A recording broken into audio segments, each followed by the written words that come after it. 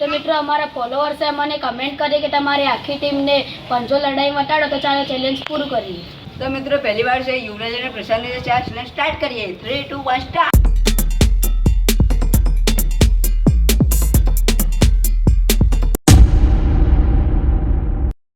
તો મિત્રો પહેલા રાઉન્ડમાં પ્રશાંત જીત્યો. મિત્રો બીજી વારે છે મયુર અને નવીનની, તો ચાલો ચેલેન્જ સ્ટાર્ટ કરીએ. 3 2 1. તો મિત્રો બીજા રાઉન્ડમાં નવીન જીત્યો.